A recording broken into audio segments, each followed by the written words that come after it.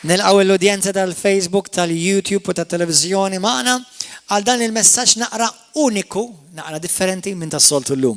Kulħadd jgħid warajja, Missier Qadis, kellimni mill-kelma tiegħek. Għatini revelazzjoni mulej. U iftaħ li għajnejja mulej Qadis biex naraf fi żminijiet li jiena qiegħed ngħix u naraf iż-żmien li inti sejjaħt li fih. Użani għal-glorja tiegħek bil-qawwa tal-Ispiritu Santu, bl-erf talla u l-kelma qadisa tiegħek. Nagħti glorja mulej. U nitolbok użani mulej. Fisem ibnek Ġesu Kristu. Amen. Morru fil-ktib tas-Salmi kapitlu 9. Salmi kapitlu 9.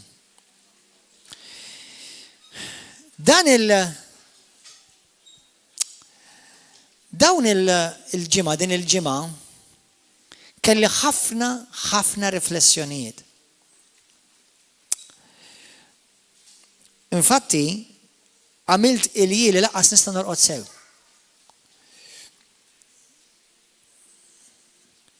Kelli ħafna riflessjonijiet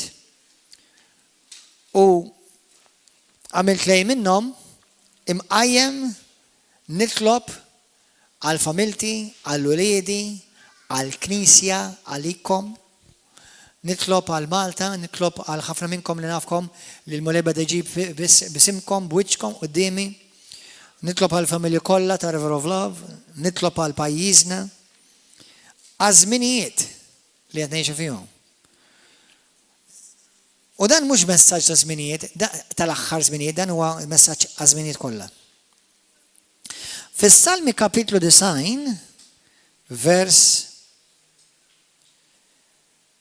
kapitlu 9, vers 12, vers 12.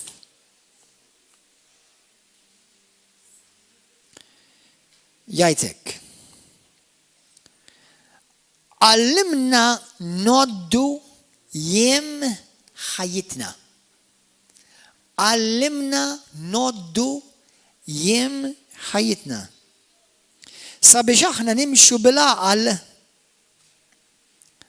bl-Ingliż state,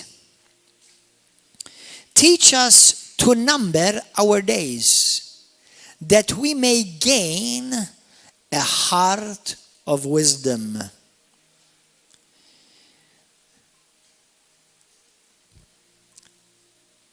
Kemm hawn minnkom tafu tgħoddu? Mil-100? Għal-1,000? Kemm hawn minnkom tafu tgħoddu millions? 1 million, 2 million, 3 million, 4 million. M'għandux jaqsam ma' dan it-tip ta' qatt. Li din l-iskrittura li tfisser hija għallimna li nagħmlu l-ġranet tagħna jgħoddu. Mhux għallimna noddu 1, 2, 3, 4, 5. Teach us to make our days count. Mhux teach us how to count. Qed tifhmu? Teach us how to make our days count. Għallimna mulej kif nagħmlu ħajjitna tot. Damel differenza. Kulħadd jgħidlu mulej għallimni ngħix ħajti nagħmilha tot. I'm saying li jgħidlek, some count their days while others make their days count. X'inti tagħmel inti? Inti tot il-jiem ta' ħajtek? Jew qed tgħix b'tali mod li tagħmel il-ħajtek tot. Jiena naħseb li ħafna nies fid-dinja, ħafna nies f'Malta, ħafna Kristjani, anke li xi wħud minnhom jiġu River of Love, minflok qed jagħmlu ħajjithom tot, kull ma jagħmlu qed jgħoddu ħajjithom. Qed jgħoddu l-ġranet ta' ħajjithom. U qed jaħlu ħajjithom. Qed jarmu ħajjithom. Jekk inti m'għandunajtx qed tikber. Xi wħud nista' ngħidilkom qed tixjieħ. Xi wħud minnkom qed ngħidilkom qed tibjat. Xi wħud minnkom qed tibda tiddi.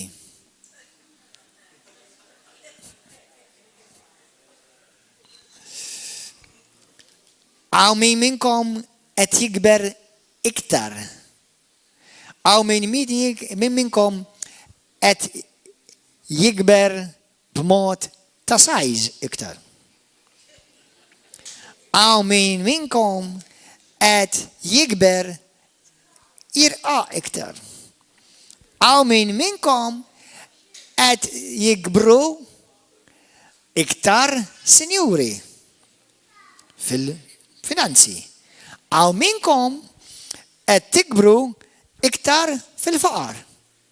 Għax qed titfaqaru. Spiċċajt bla ġob. Però kemm hawn minnkom qed tikbru fil-maturità?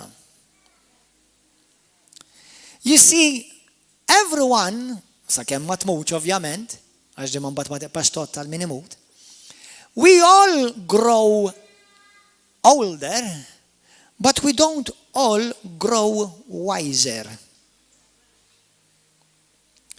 We all grow older, but we don't all grow up. Ħafna xorta vera jikbru fl-età imma mhux jikbru fl-aqal. Jibqgħu boloħ jaħlu ħajjithom. U xi darba din il-ħajja ħadd inħadlek, ħadd inħadlok, ħajjalaqlek iċ-ċens, ħajġorruk f'tebut, f'kaxxa, ħajtfawk madwar 6 piedi isfel taħt l-art u xi tkun sar minn ħajtek? Jew jgħidu dan għex, jew din għexet daqshekk u daqshekk jiem, jew dan jgħidu fuqek dan jew din għamlet ħajjita vera differenza bħajjita. Jew għamel differenza bħajtu. One counted their days and the other made their days count. Int qiegħed qed tikber iktar bil-aqal, iktar ħelu. U mhux nitkellem għax tagħmel iktar il-makeup ta' jew tmur il-massage parlors and beauty parlors. Qed tikber iktar bil-aqal. Qed tikber iktar fil-ħniena. Bħalma qal ħija qabel qed tikber iktar fil-paċenzja. Jiena nammira min jikber fl-arfin tal-Bibja. Però tallimt ma' żmien u anke mill-Iskrittura li l-arfin mhux bil-fors jiġelek tikber, imma jista' jkun ta' dannu għax ikabbrek u jkabballek rasek. Tajjeb, jekk inti titturi mill-lat spiritwali kemm qed tikber, urini fejn qed taqdi. Jekk inti titturini kemm inti spiritwalment b'saħħtek, turinix kemm fejjaqt nies. Għax id-doni ma jirrefletti xejn fuq il-karatter tiegħek.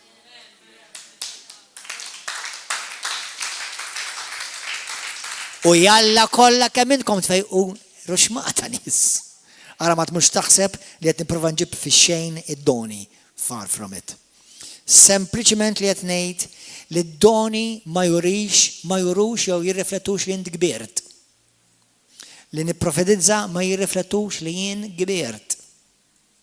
Imma kemm jiena nimxi fl-imħabba, fil-paċenzja, fil-ħniena, fejn kemm jiena nkun kapaċi naqdi, nissottometti u nmejl rasi. Mhux qed ngħidlek għal ħażin u għal korruzzjoni u għal ħmieġ u għal perverżjoni, għal dak li huwa qaddis imma ħajċċallenġjak lilek. Sewwa? Hemmhekk kienet nuri li jien qed insir persuna mhux biss just ara x'karattru għandu da, imma li jiena sir persuna li għandi karattru sod. karattru serju. Mhux jiġifieri serju, mhux jiġifieri għax qatt ma tiċċajta ta' qatt ma titħaq daħka. Jiġifieri għandek you are serious about life. Amen. Is-Salmist hawnhekk jgħid għallimni mulej li ħajti nagħmilha tot. Nagħmilha tot ħajti. Din il-ġimgħa ma nafx x'ħabat ma' rasi jew jiena ħabat miegħu. Ma nafx ġarali. Ma f'daqqa waħda isni sajjetta laqtitni f'nofs tal-lejl u bdejt ngħid wow, diġà għaddew 48 sena minn fuq ħajti. Vera nidher ta' 17. Imma għandi 48. Dil-ġimgħa waħda familjari fil-familja tiegħi. Mhux immedjata imma viċin tal-familja tiegħi. Kienet għadha kif ġejja mill-isptar, check-ups kollha tajbin. Check-ups kollha tajbin. Saħħa deret li m'hemm xejn ta' barra minnha. Kienet fuq is-sofan. U li raġel tagħha qarklu qed inħoss u ġef fuq sidri. U għalla ħanġiblek panadol jew xi ħaġa hekk. Sakemm talaq minn ħdejja. ħajġibilha panadol. Saba mejta. 71. ħajjita ġiet meħuda f'ħakkatej.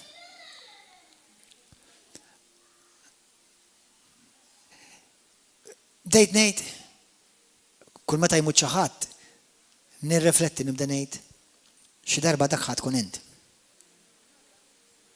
Xi darba ħadd tkun int. Tkun xi blaħ tgħix isek qatt ħajtek ma ħad tiġi fit-tmiem. Xi darba int ħajalaqlek is-separju. Qalbek ħatiqaf. Hemm ħafna modi kif tista' tuħseb qalbek mill-lat naturali, tikol tajjeb naqra eżerċizzju u ma tinkwetax u ma ġorx fuqek dak li inti taf li ma tiflaħx. Għalhekk hemm Alla u dak l-Alla mhuwiex int. Għax l-inkwiet jista' joqtlok iktar malajr minn sigaret jew minn droga. Allura dak li ma tiflaħx tagħmel int għatiħ lil mulej. U dak li tiflaħ għamlu mal mulej. Tagħmlux waħda. Imma f'daqqa waħda bdejt ma stajtx nemmen li jiena inni li gradwajt mill-Bibja, mill-iskola tal-Bibja, Bible's College, fejn ħafna predikaturi li anka narawhom fuq il-God TV u d-Daystar igradwaw, li jiena kelli l-privileġġ u safejna fina li nkun għawet minn Malta li sissa u għet minn daw in-nies li jiena privileġġjati u intom privileġġjati għax tirċivu dak it-tagħlim. Grazzi Ġesu għatu glorja lilu. Imma 20 sena. Diġà għadew 20 sena li gradwajt.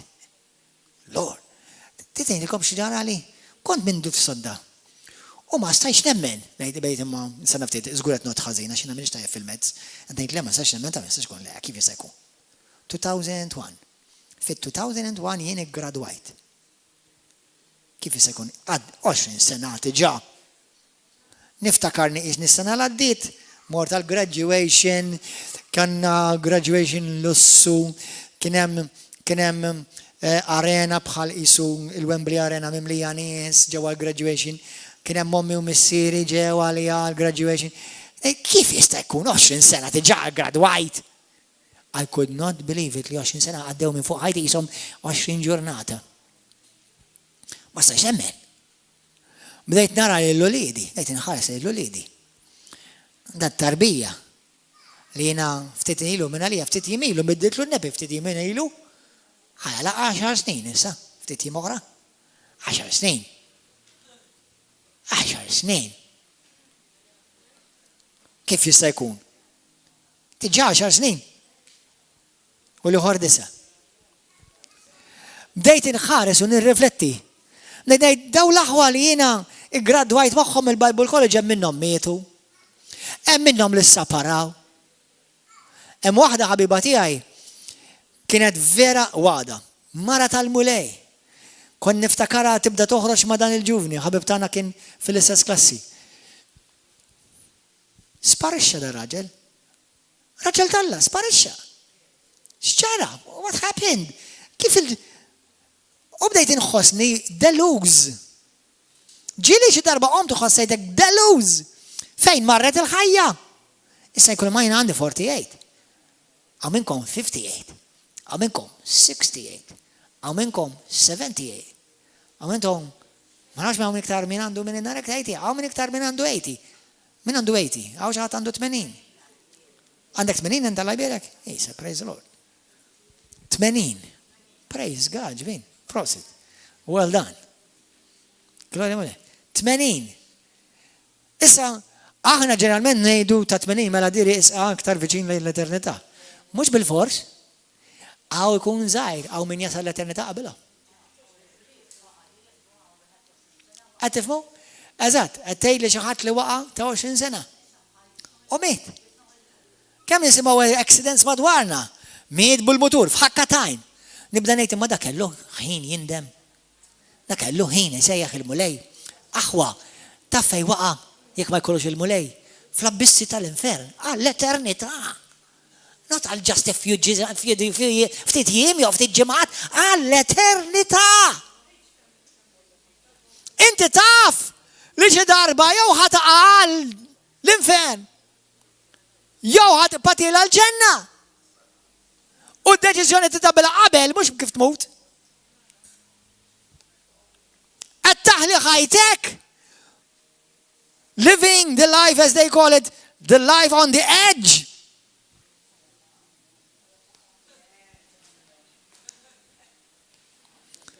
Ekk tgħix.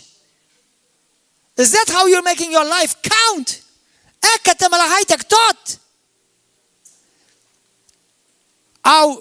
Aw nies li intom arajjes, you are the perpetual couple. Arajjes tal-perpetwi. Meta ħat iż-żewġu ħi?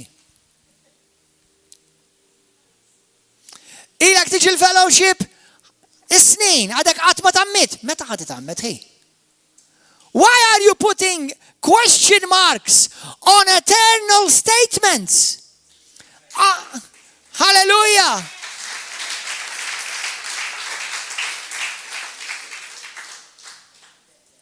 Għaliex x'qed tistenna? Jekk għal dawk minnkom sewa u preżenti, u dawk li intom qed tarawni hemm fuq YouTube jew Facebook jew televiżjoni, jekk inti tgħid li għax m'għandix flus biex iżżewweġ. Le! Biex titżewweġ, jiġifieri biex iżewweġ, penny m'għandek bżonn. Biex tgħix ħajja ta' żwieġ iva, għandek bżonn l-eluf. Ma biex iżewweġ xejn inti li qed tistenna mhux li jkollok il-flus għaż-żwieġ, li jkollok il-flus għat-tieġ. Hemm differenza, ħafna jkollhom tieġ, imma ftit ikollhom żwieġ. U jekk m'għandekx l-Alla, insih żwieġ. Għax jafġek.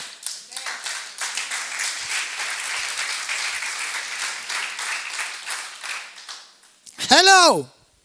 Morru fil-ktib ta' Ġagbu.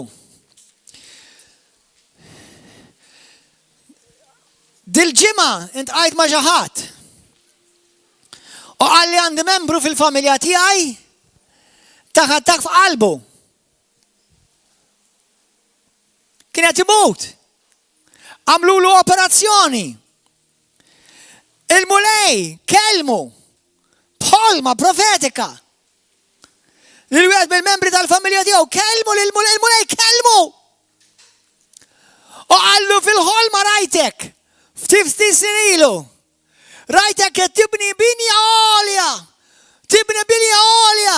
Għax jaħdem fil-ġebel, jaħdem fil-bini fil-kostruzzjoni, qed tagħmel binja għolja. Qallu wasal fl-aħħar, dil-binja ġarfet u int magħha. Dal-persuna ilu jiġi wara l-mulej, ilu l-mulej jiġi warah snin. U qalu li beda jibża u beda jikbi. Tibża minn hawn, aħseb u hekk fl-abbissi tal-infern. X'qed tistenna? What are you trying to prove?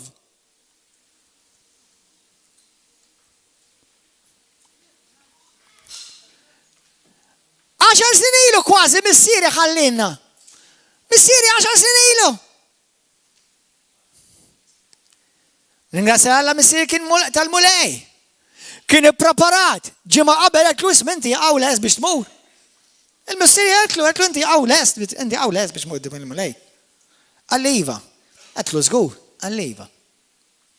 Għetlu tin nitlob miegħek issa ħilu li dak kien jiġi l-fellowship iktar minni. Mhux kwestjoni ta' fellowship. Għetlu għandek bżonn imma minn taħfer jew xi qalli le. Għetlu hemm dik il-waħda li kienet weġġatek tiftakar għart li jieni naħfilha u nitlob għaliha. 10 snin missieri. Tidnejdilkom kif jinħass jisu qatt meżista. It's a sad reality. Taf li meta tmut int u meta mmut jien. Jiena meta mmut jien ħafna ħajkbu u ħafna ħajamlu parties. Ma importax. Importanti li nkun il-mulej. Halleluja. Imma ħanejlkom aħwa. Meta inti tmur, jiftakru ftit jiem, jagħmlulek l-istamp hemmhekk ftit xhur, sena sentej, u wara jibdew jarawk imbarazz, daħħalha fil-kaxxun. U ħajtek daqsek kieku qisek qatt meżistejt. U x-xogħol li tkun għamilt kif jgħidu bil-Malti mhux dawa di, imma agoffa bħal bal, taħdem bħal bal, ġieli smajtu dik. Għal dawk li intom qatta ċebit tikka kapitla, hekk minn dak il-kbar, li taħdem minn filosofa raxija, qatt ma tqatta ħin ma' wliedek.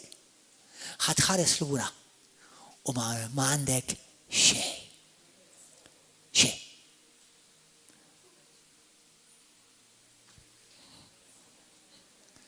Da xtib ta' preaching u pastor. Preaching lil mulej jrid lil poplu jagħmel riflessjoni. Fejn int?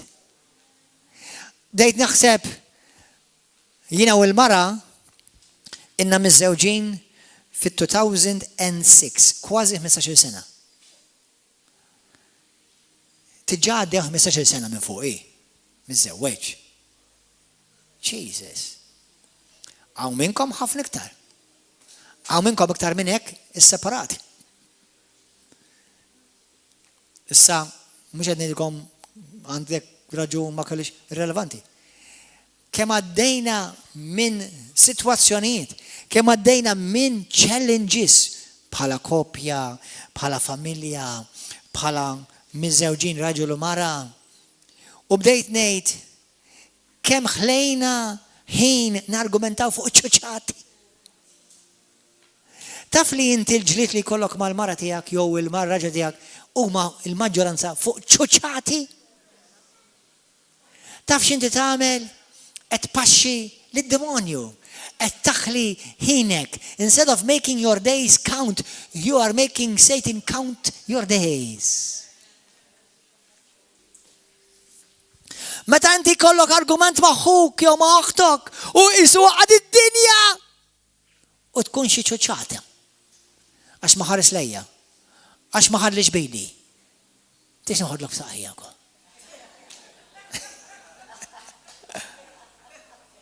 ċuċċati! Għalhekk il-bniedem l-iktar bniedem għar fid-dinja qabel Kristu jgħid all of these things are vain. Vain, fruwa, bluwa, ħela ta' ħin.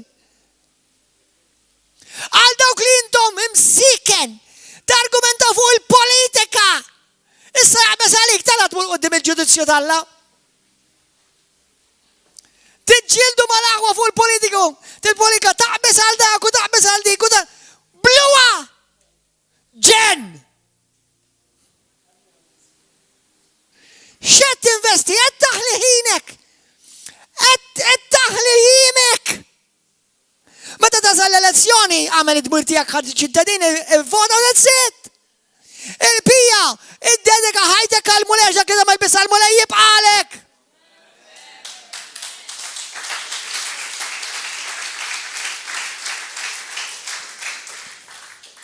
Fl-iskrittura tgħidlek fl-ewwel Korintin 3, tgħidlek ħafna meta nidru quddiem it-tron ta' Kristu. Tafu lina u inti ħanaddu min-nar. Tafu. Taf li jekk tgħid l-Iskrittura l-ewwel Timotju, l-ewwel Korintin 3. Tgħidlek lina u inti ħanaddu min-nar u l-opri tagħna ħajjiġu maħruqa. Tax ħajibqa' jekk inti bnejt biss bid-deb. Jekk inti bnejt bil-ħaġar prezzjuż. Imma jekk bnejt bis-suf, bit-tajjar, bil-ċoċati, dak il-Bibja tgħidlek kollu ħajnħaraq. U inti tidħol l-adba tal-ġenna għax bil-grazzja salvati mhux bil-opri, tilaq. Tilaq l-adba. Għalhekk inħobb ngħid jiena l-adba tal-ġenna tleq. Għax ħafna jgħaddu jilaquha. Ġagbu 4. Qed tagħmel ħajtek tot. Qed tgħix għal Kristu. Għal dawk li intom tissejħu suppost Kristjani. Taħlu sigħat fil-bar. U ħadd ma naw fil-bar ma jafu li int Kristjan. Int Kristjan. Mela anke d-demonju ta' Kristjan.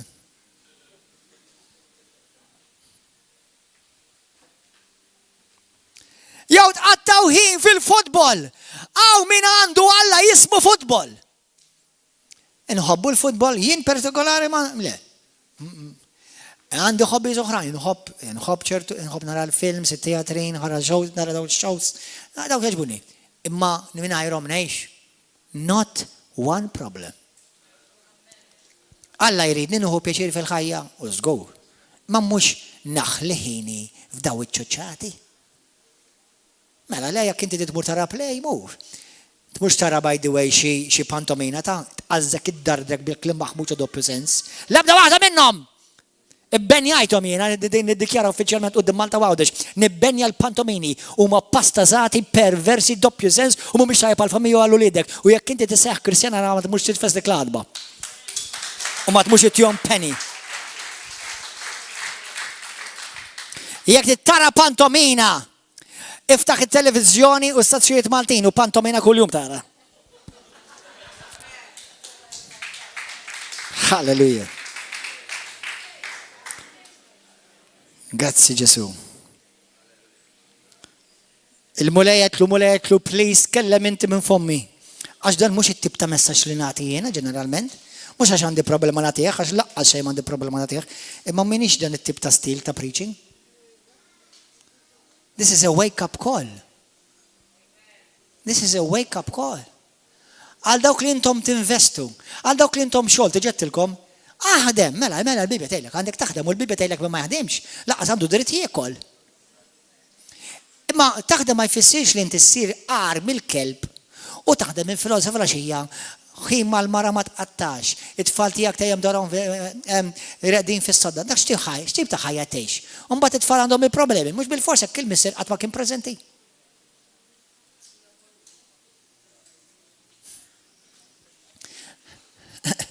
Għax il-mara ma tatinix kas, mhux ovvja inti abbandonajta u qlibtela mal-futbol, mal-klabb, mal-ħbieb u max-xogħol.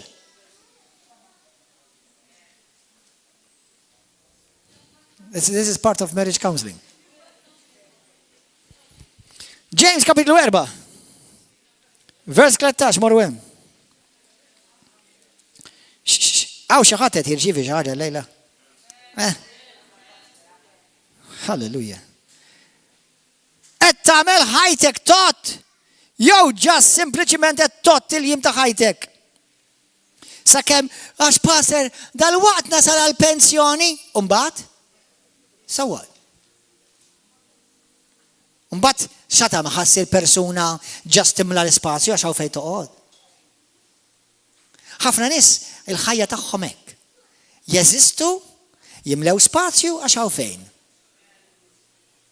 Għax hawn il-wisa. X'qed tagħmel għall-mulej? In-nies li inti taħdem magħhom jafu li int Kristjan. U li għax jiena niddeq indejjaqhom, mela issa la jmorru l-infern u Alla jżomm lilek kontabbli għar-ruħhom, jiena mhux qed ngħidlek salvahom bil-forsa għax dak inti ma tistax tagħmlu imma l-menu jgħidilhom. Int kontabbli li tgħidilhom iva. Għandi hawn oħtara ditfajla hawnhekk karat, ditfajla minn ħaddingli. Għart li pastor, kien hemm waħda anzjana evangelizzajtilha, għart li wara kemm mietet, sister.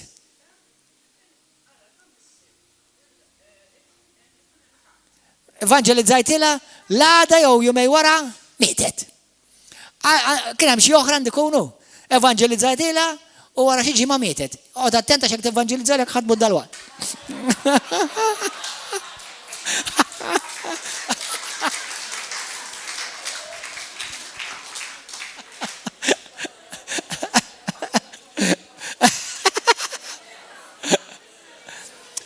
Ismawni, il-mulejjin edha b'daw l-affarijiet, sewa, imma ħanejlek ismawni, dik li mietet. Sewa għamlet id-deċi, semad, grazzi mulej. U qabel ma mietet, kella ċans li ringrazzja l-Alla u tagħti grazzi ħajta l-ġi. Jon kella ettej xissa l-komplement tal-eternità, jiddispjaċija għax kella ċans. U besqitu. Qed tifhmu aħwa? Ġakbu kapitlu 4 morwe. Ġili intom f'din il-ħajja, tħares lej il-ħajja, tħares madwarek u tħossok isek ġejt imqarraq. Mhux mill-marata jew mir-raġel jew minn ulidek jew minn tal-boss, isek il-ħajja fejna. Fejna dak kollu li għamilt. Fejna dak kollu li ent il-daw kull fejn mar, fejnu. Jiena nemmen meta tagħmel taħdem għall-mulej tara ħafna frott. U jekk forsi ma taraħx immedjat taraħ down the line the street. So jekk forsi ma taraħx neċessarjament fil-ħdan il-grupp tiegħek qabli tara xi ħadd fuq pulp jew fuq stage jew fuq televiżjoni tgħid tara dik praise God jew dak jiena tlab magħhom biex jagħtu ħajthom il-mulej. Jiġifieri jkollok iż-żerja l-mulej jħallik tara l-frott ta' ħajtek. Amen. U l-frott tiegħek ma jispiċċax meta tmut. Konta tafu? Tafu l-iskrittura tgħidilkom inti wara li tmut, il-frott tiegħek ikompli jiġi jingħat. Jiġi mat għax inti qed għandek ħafna frott sewwa li ħallejt fid-dinja li għad li tikattar l-iktar frott. Ġakbu kapitlu 4, vers 13. Issa ejjew intom li tajdu illum jew għada immorru f'din jew f'dik il-belt u nqattaw sena hemmhekk. Nixtru u nbiegħu u nagħmlu l-flus u intom ma tafux x'għad isir għada. Għaxxini ħajjitkom, intkom bħal fwar li jider għal-ftit, mbagħad jgħid. Flok ma tajdu, ħajtna bħal fwar. Isma'w nil xi ħadd il-bieraħ qedtlu għajna mal-mottejx met sena. Kien il-funeral fejn mort.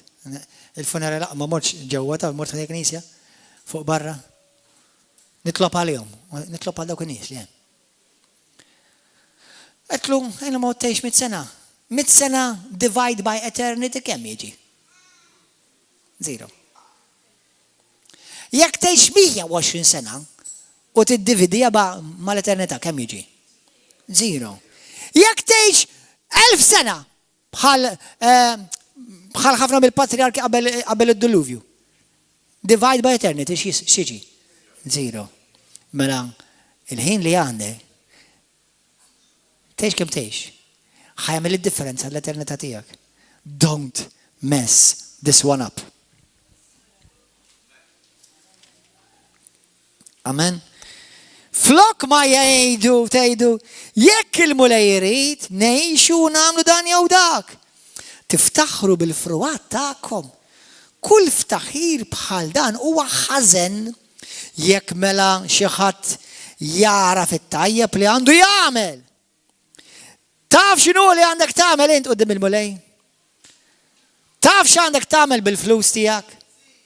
Taf x'għandek tagħmel bil-ħin tiegħek? Taf x'għandek tagħmel bit-talenti tiegħek? Taf x'għandek tagħmel mal-familja u inti ma tagħmlux? Dan huwa dnu palik.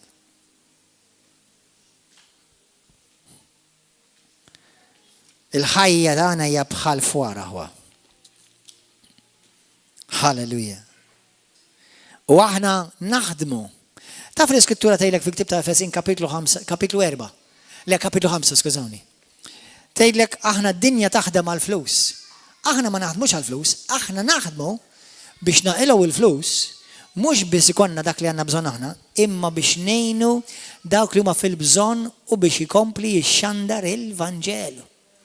Jiena ma ngħix biss, inti ma tkunx taħdem ġast tal-flus, taħdem, tieħu dak li ħaqek, tgħix bil-flus li taqla, imma biex il-flus li taqla inti bħala Kristjan, bħala ambaxxadur ta' Kristu, tgħin is-saltna ħalli jisimgħu iktar fuq Kristu, ħalli jsalvaw iktar.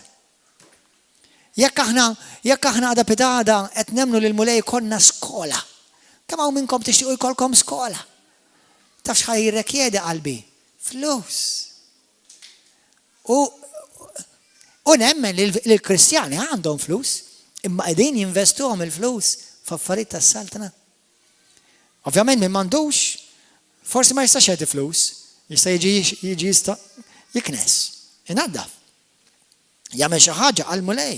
Għalhekk ġieli qedtilkom jiena ħasra għamel xi ħaġa għall-mulej fis-saltna. Tiġix ġo biss timla ċiċċi bil-qiegħda. Għamel xi ħaġa s-saltna. Aħna bħassa qegħdin bħal qisu f'rehearsal prova qabel l-eternità. Ġieli mortu xi restorant u jkun full u jkun mimli nies u jgħidlek bħalissa f'din tal-Covid naqa' differenti.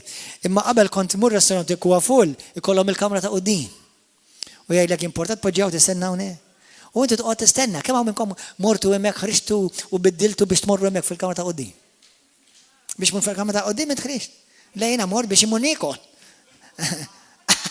Bħalissa jiena u inti qegħdin fil-kamra ta' quddiem. U qed nippreparaw ruħna biex imorru għal dik l-ikla kbira tal-mulej, għal dik li l-mulej jgħidin amberkin daw kollu jmhom mistiedna għall-ikla tal-ħaruf. Halleluja! Grazzi Ġesu. Jekk inti tittamel xi ħaġa pożittiva. Morru fi ktib ta' Ekklesjastiċi. Morru fi ktib ta' Ekklesjastiċi. Isma'wni aħwa, jiena u inti kollha kemm aħna imsejħin biex nagħmlu opera għal mulej. Music, can you come please? Fil-ktib ta' Koħlet, morru ktib Koħlet. Koħlet kapitlu 11. Aw minnkom tafu li l-mulej qabadkom biex tagħmlu xi ħaġa. Tistgħu tagħmlu xi ħaġa għas-salt Natalla. Tistgħu tagħmlu xi ħaġa fis-saqqa salt Natalla mill-lat naturali. Jekk tgħinu fil-binja, jekk tgħinu fid-dawl, jekk tgħinu fil-plumbing, nik għas-salt Natalla wkoll. Jekk tgħinu fl-internet, fil-Facebook, jekk tgħinu fil-website, jekk tgħinu fit-televiżjoni fl-editing, dak kollu għas-salt Natalla, dak kollu jikkontribwixxi biex l-erwieħ jersqu lejn Kristu u Alla jiġi glorifikat. Amen, jiġifieri dak li intom tagħmlu dak ix-xogħol ara ma taħsbux li Alla mhux qed jara xogħolok. U Alla jippremjak u Alla u għad tirċievi mhux premjiet biss mid-din id-dinja, imma premjiet fis-sema daqlek ix-xogħol. Alleluja. Grazzi Ġesu. Missimgħu aħwa. Fi ktib ta' Ekklesjastiċi kapitlu 11, vers 4. Min jarrex għar-rieħ ma jiżra qatt. U min jagħti każ ta' sħab ma jaħsadx xi tfisser. Isma'wni aħwa. Jiena nemmen li hemm staġuni u l-ġimgħa l-oħra tilkom ma tistax taqbad ċertu staġunijiet ma tistax taqbadhom. Sewwa t-tifel tiegħi jista' jgħid li jiena naf qed niffansja l-Terry, sewwa t-tifel tiegħi u ngħidlu m'intix grazzi mulej li qed tiffansja mara, halleluja, imma unut li jiffansja l-Terry issa. X'ex toqgħod tistennih il-Terry? Ma nafx hekk affarijiet tiegħek sis. Imma, tifhem, mhux inutli. Hemm irid jikber. Unutli jgħid li pa dedi kemm sabiħa dik il-karozza xtrijili u jien hekk nixtrielu jista' jsuqha. Għaxej, għax hemm staġunijiet. Immisimgħuni, magħkom hemm affarijiet li inti tista' tagħmel issa. Issa! M'hemm bżonn tkun ilek 10 snin tiġi l-Knisja biex tagħmel xi ħaġa l-Alla. Ewa hawnhekk x'qed jgħidilna fi ktib ta' Ekklesjastiċi Koħlet kapitlu 11 vers 4. Li ħafna kollu jistennew the right opportunity, the right things to arrange themselves biex ħan istenna naqra oħra ta' għax ħan istenna aktar is-sitwazzjoni iktar tiġi favorevoli. Ħanilkom ċertu affarijiet mhux ħajsiru aħjar, ħajsiru għar. Allura ċertu affarijiet fil-ħajja inti ma tirrispondix malajr, mhux ħajkunu iktar favorevoli, qabli għalaqlek il-bib tal-opportunità. Ma tistax inti tistenna xi ħadd darba kien hemm wieħed u ġieli qedtilkom fuq da, darba kien hemm wieħed. U kien ġi Bible study, konna nagħmlu l-Bible study fid-dar Tommi u Missieri fil-garaxx u darba ġie u niżel u dak kien qisu taqattani. U kien imħawwad. u kien involut fid-drogi u fil-ġlied u minn kollox. U niftakar meta telaq kmieni ma rħaqx tlabt miegħu biex għadi ħajtu l-Kristu. U niftakar rajtu xi ġimgħa wara rajtu l-airport. U l-mulej għalli itlob miegħu issa. Ma smajta ċara fl-ispirtu tiegħi. Itlob miegħu issa. Kemm hawn min joqgħod jgħid imma x'ħanejlek għax ma kienx il-waqt. Għax forsi jinnaf ma kellux moħħ. U tlab miegħu issa, tlaq dak ħin. Qed sminti les biex tagħti ħajtek Kristu, les biex nitolbu flimkien. Għalli all right. Tlabna, my goodness gracious, ma għaddu xi klettiem jisparawlu aħwa.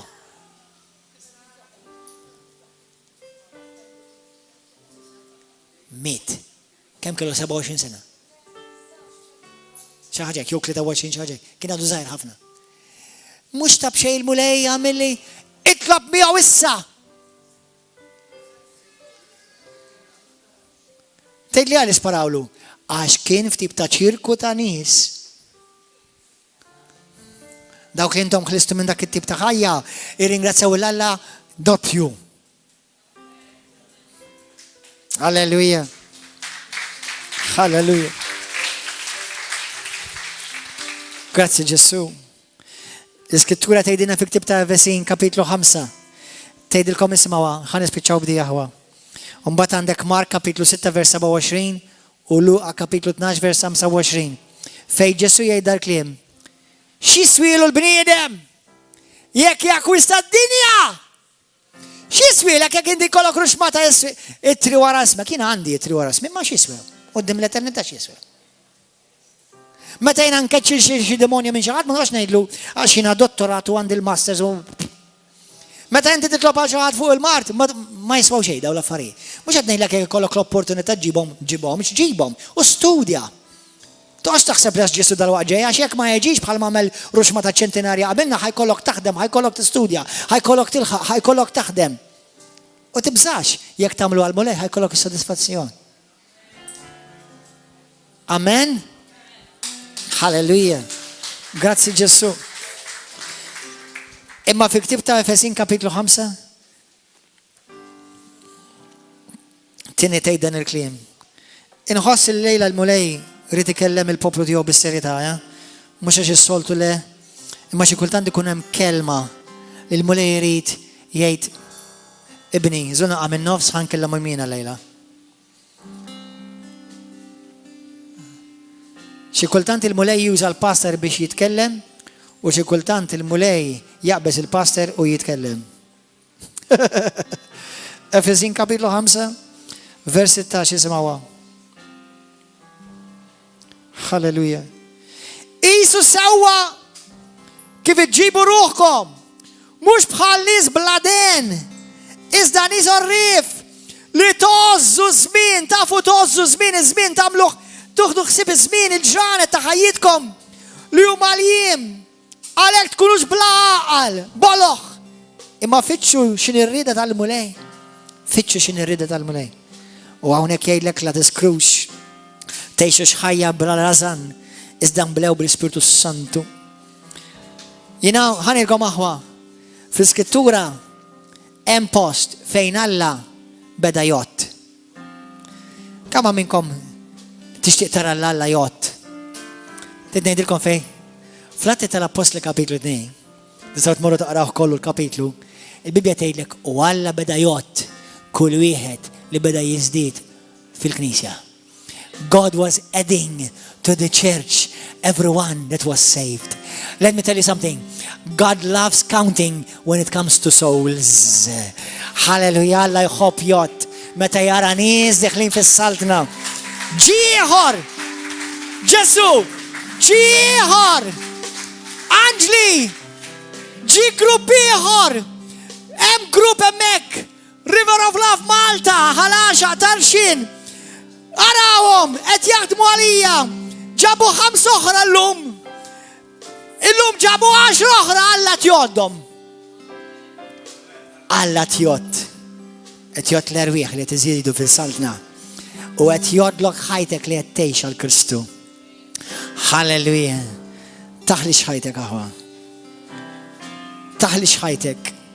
Dak li taf li għandek tagħmel sew għamlu. Jekk għandek bżonn tirranġa ma' xi ħadd tirranġa. Jekk għandek bżonn tgħid sorry u tkun li jgħid sorry. Tox iġġieled fuq il-ħmerijiet, fuq iċ-ċuċċati. Tox tintilef ma' Insomma għajnek fuq Ġesu. Ejxa l-mulej, mur xogħol, aħdem. Manka x-xogħol li tagħmel, għidlu lej da x-xogħol niddedika għalik.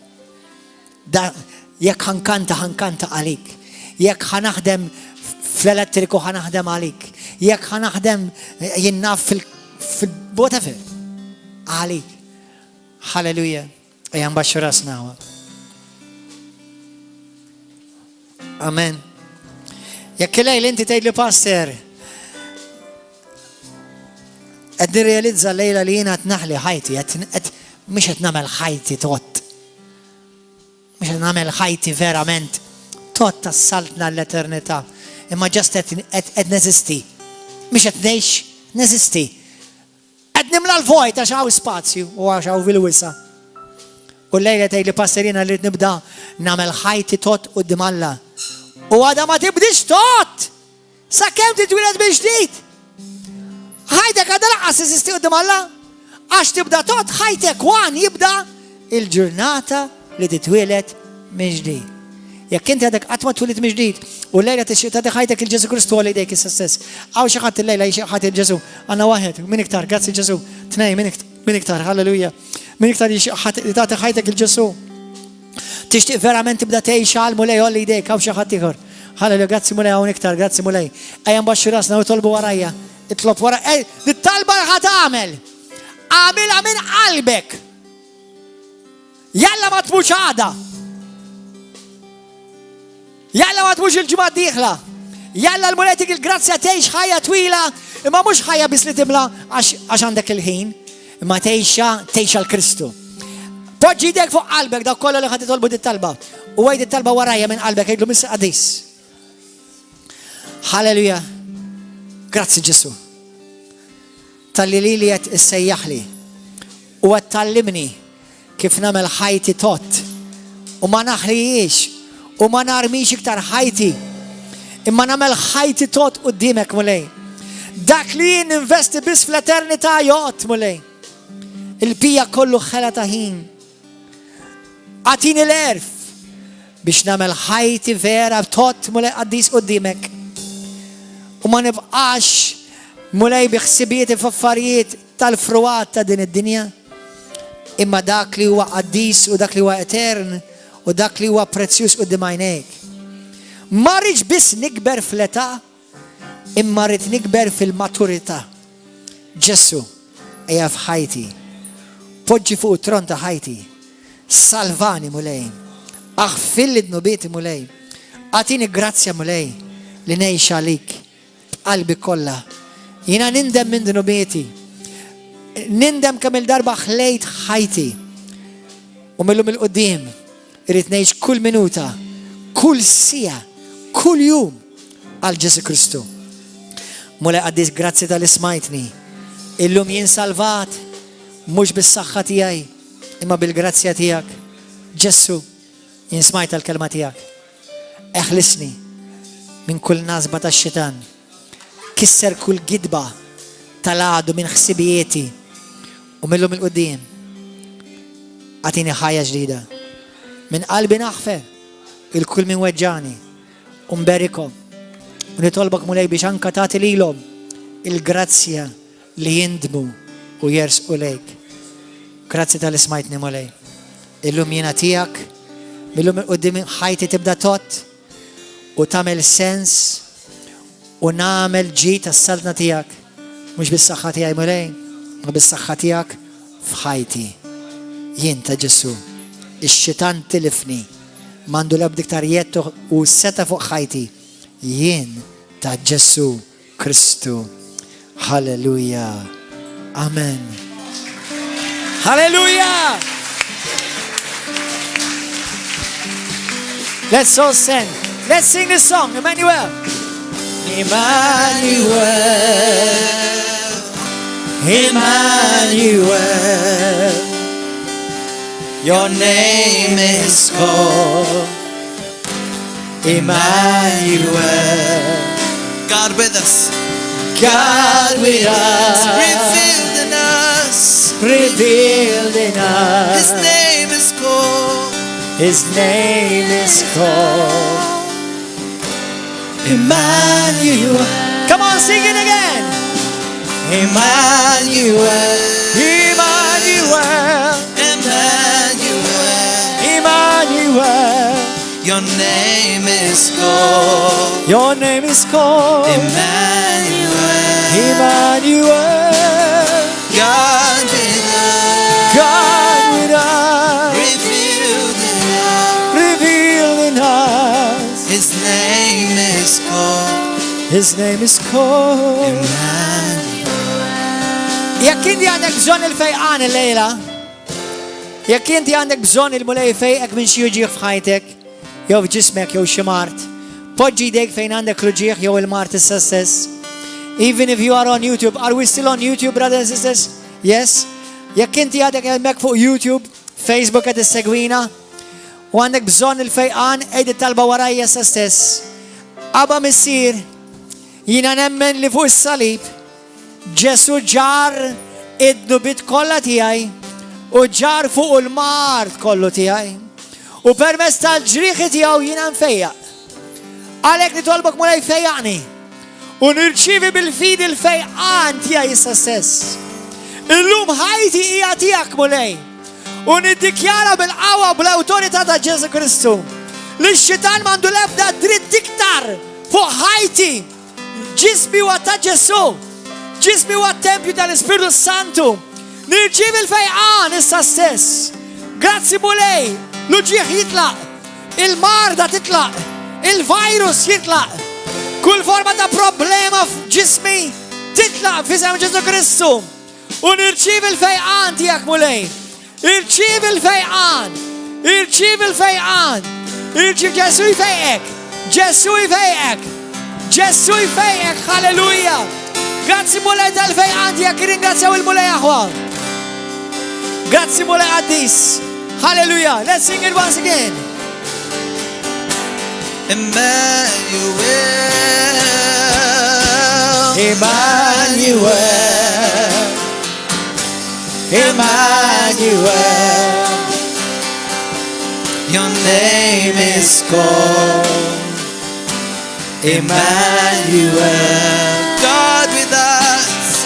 God with us. Revealed in us. Revealed in His us. name is called His name is called. Emmanuel. Għandaw kolla li jintom fuq Facebook. Il-mulej birikom, il-mulej ħares lejkom ħarsa favorevoli u il-mulej ċirkondakom bil-mħabba tiegħu. Narakom ġewwa River of Love kull nar ta' 4 u nar ta' 7 ta' flaxija u l-ħadd fil-ħodu fl-10. All of you YouTube viewers, God bless you.